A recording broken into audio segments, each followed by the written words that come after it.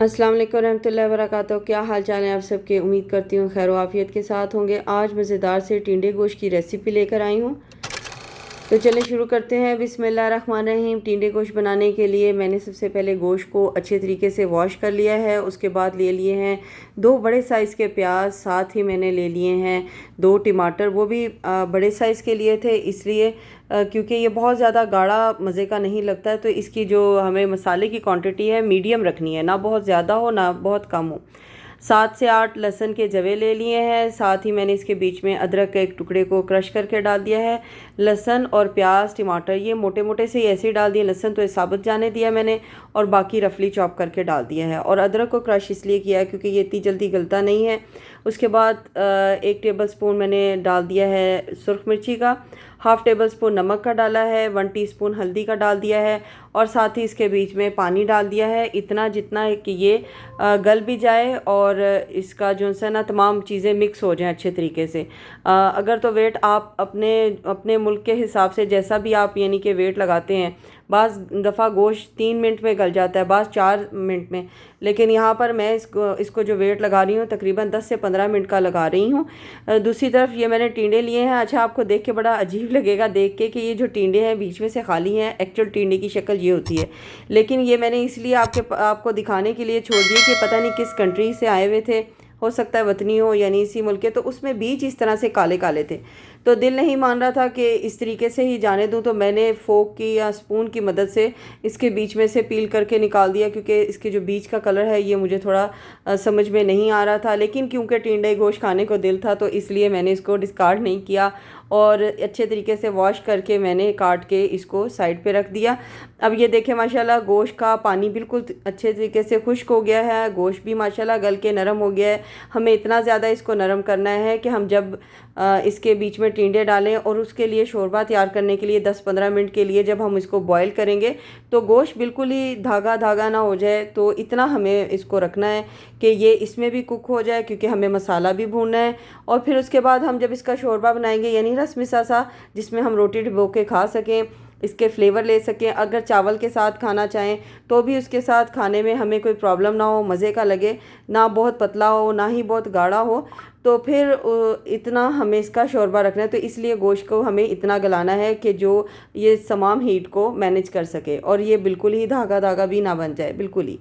तो खैर इसके बाद मैंने इसके बीच में ऑयल डाल के सफ़ेद ज़ीरा, सूखा धनिया ये मैं डाल रही हूँ। सूखा धनिया मैंने घर में बना के रखा होता है मिक्स हर्ब्स डाल के, तो इससे ज़रा फ्लेवर अच्छा आता है। तो जब ये मैं डाल देती हूँ, साथ ही सफ़ेद ज़ीरा डाल दिया है, और फिर इसको हम भूनेंगे अच्छी तरीके से तमाम चीज़ों को ऑयल डाल के, जब तक जो हमारे टिंडे हैं इन पे कलर नहीं आ जाता, मसाले का फ्लेवर नहीं आ जाता। क्योंकि जब हम सब्ज़ी को थोड़ा बहुत भूनते हैं तो उसके फ्लेवर निकल के बाहर आते हैं। बस ये कि बहुत ज़्यादा भी ना हो कि हंडिया काली हो जाए।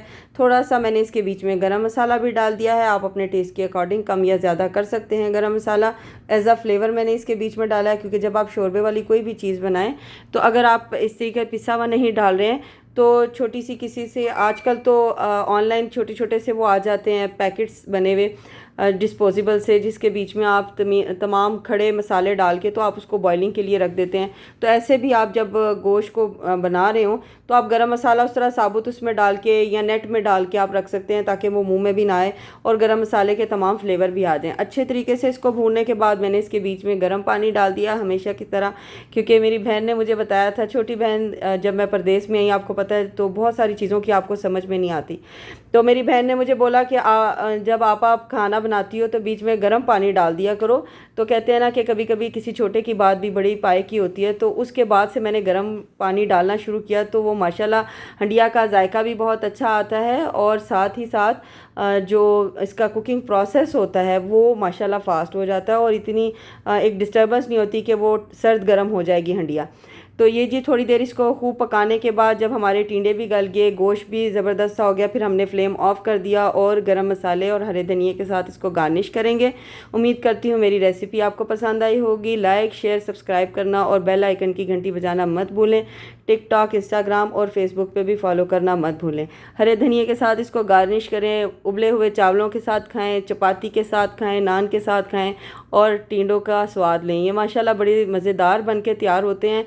आजकल तो ये बात रही नहीं कि सीज़न हो तो बनाएं, अब तो मार्केट में हर चीज़ अवेलेबल होती है, वो सीज़न की हो या विदाउट सीज़न हो। तो हम कभी भी किसी चीज़ का अल्हम्दुलिल्लाह अल्हम्दुलिल्लाह अल्लाह के हुक्म से मज़ा ले सकते हैं। टेस्ट अपना जब दिल करा हो तो मार्केट में अवेलेबल होता है, तो हम अपना उस वक़्त टेस्ट अपना डेवलप कर सकते हैं। ये जिसकी फ़ाइनल लुक है।